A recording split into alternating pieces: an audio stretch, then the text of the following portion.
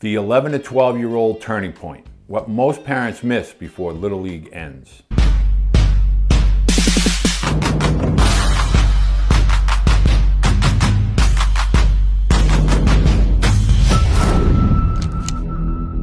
Hey everybody, Coach Beede here. Last video we talked about the ages of 8 through 10.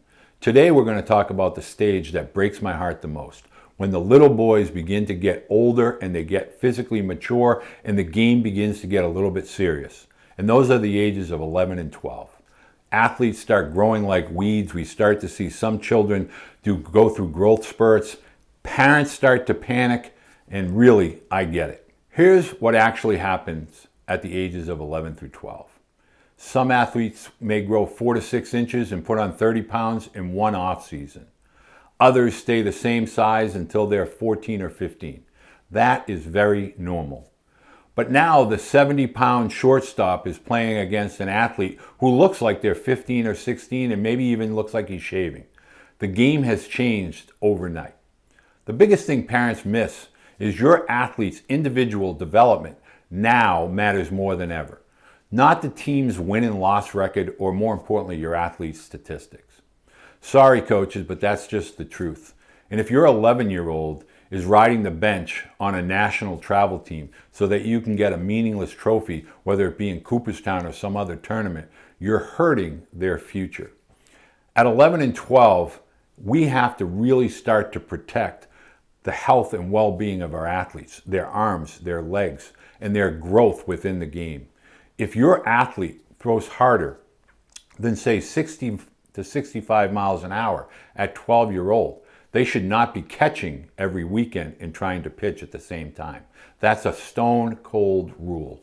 I've seen too many Tommy John surgeries that were started at the ages of 12 through 14. Travel baseball question I get every single day.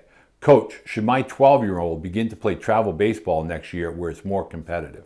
My answer is only if they play at least 4 or 5 innings every single game and are getting real coaching, strong coaching, just not becoming a bat boy for a national team so that you can wear the uniform.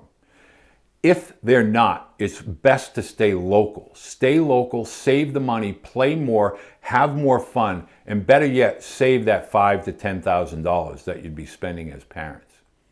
One conversation that you need to have this year when they're 11 and 12 is sit them down, look them in the eye, and ask, do you still love the game enough to work a little bit harder?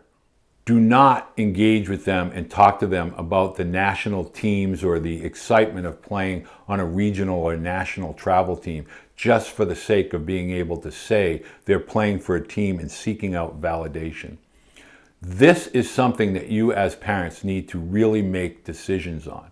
Do they love it enough in order to really truly put the work in that begins at 11 to 12 in order to become the best version of themselves and to prepare for playing at the high school level? A free checklist for all of this information for your 11 and 12-year-old is going to be below in the description, both in the podcast as well as here on the video. Make sure you print it out and save yourself 2 years worth of headaches. Next up is going to be the 13 through 14-year-old years, which will take you into the freshman year of high school.